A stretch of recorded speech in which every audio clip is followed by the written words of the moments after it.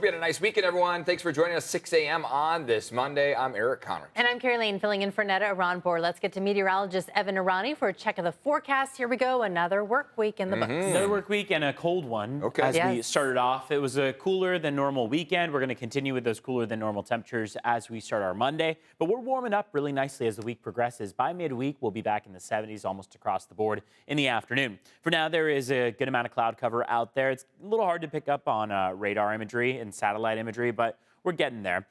Forecast shows that mid-60s are going to be really common by the afternoon, but right now it is cold out there. Notice those overnight lows in the 40s, even 30s as you make your way east. We broke a couple records yesterday morning for those overnight lows. So coming up, we'll talk about if we see a warming trend in the forecast and how much warmer we'll really be getting. Back to you.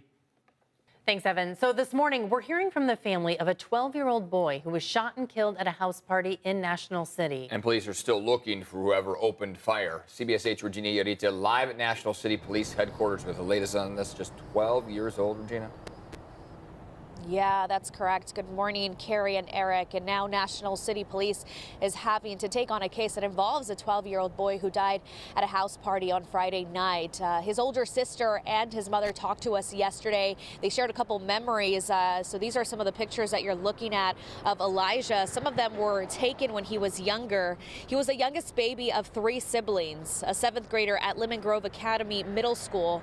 His mom and sister described him as an innocent soul and someone who was always trying to make people laugh. They also say they don't know how Elijah ended up at the party or who he went with. Now, according to National City Police, Elijah was shot and killed after a fight broke out at an abandoned home on N Avenue near 9th Street. The abandoned house was being used for a large party. When officers were called to the scene, they were met with a crowd of 100 people and noticed a chaotic scene. 4 other boys were found with gunshot wounds and were taken to the hospital. They range in age from teens to young adults. Authorities say Smith died at the scene despite life-saving efforts. At that time, there were reports that the shooter or suspects were still on scene. But since police officers were dealing with a large crowd and victims who had just been shot, they called for additional backup. Officers later learned that the suspect or suspects had fled the scene before police arrived. In an emotional interview, Elijah's older sister describes the heartache that they're currently going through after losing her younger brother. He was always trying to make people laugh. He was really funny. He was caring. He cared so much about all of us. Even his friends, he cared so much. He had the biggest heart ever. And as I mentioned, at this time, police are still looking for a suspect or the people involved in this case. They are asking the public to come forward with any details about this incident. Eric and Carrie. All right, Regina, thank you. Today, a group representing South Bay residents will announce a new lawsuit over the ongoing sewage crisis. This is the second suit accusing a water company of mismanaging the sewage treatment plant. CBS 8's Chris Groh is live in Imperial Beach with the details this morning. Hey, Chris. Yeah, good morning, Eric and Carrie. And this is a situation here in which this is a separate, again, law firm from the one that was previously filed back earlier this fall, but still representing Imperial Beach residents and also making similar claims about that private company, Veolia, that actually goes ahead and is contracted by the federal government to go ahead and operate that wastewater plant that is on our side of the border. Now, we don't have the lawsuit on hand yet. It is going to be filed later today in a downtown courtroom, but this is the France Law Group. The previous lawsuit was filed on behalf of other Imperial Beach residents, 9 of them. That was actually filed by the law firm Singleton and Schreiber firm. Now, what we can do is we can look at some of the details of that law firm to give you an idea of what we may see claimed here by this France Law Group. Now, according to the Singleton and Schreiber complaint, they believe that the company Veolia has mismanaged the sewage treatment plant for years. They're using the California nuisance law as the basis for the lawsuit.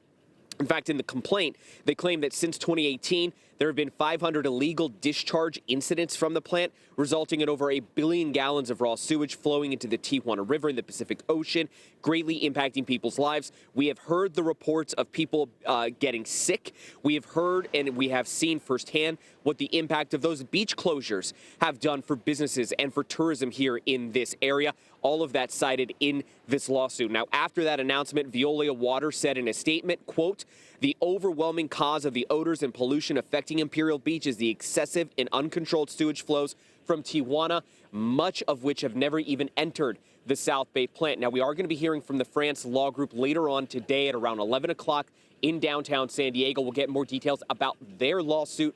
But again, 2 lawsuits now filed against this private company. Eric and Carrie. All right, Chris, thank you. Right now, the county's Air Pollution Control District is testing air quality in the South Bay from 2 monitor systems in Nestor and San Ysidro.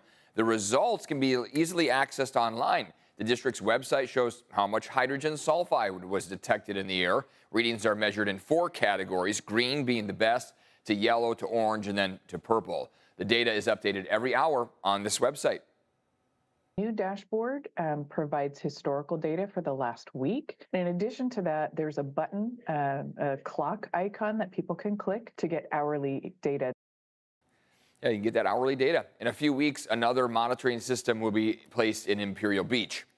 Today, the Port of San Diego is starting maintenance work on the Imperial Beach Pier. The port is replacing pilings and some of the deck to maintain the structural integrity. Today, the pier will remain fully open as those crews are starting to prepare for construction. The pier will fully close from Wednesday to Friday. Construction is expected to end later this month. This morning, the city of San Diego wants your input as the city council considers new fees for trash and recycling services. This is part of the city's trash study conducted as a result of Measure B passing in 2022. Now, it allows the city to charge a cost recovery fee for trash and recycling collection services, including for single-family homes. Today's meeting is at 5:30 p.m. at the Kathy Hopper Friendship Center at North Claremont Park. There will be another meeting happening on Wednesday.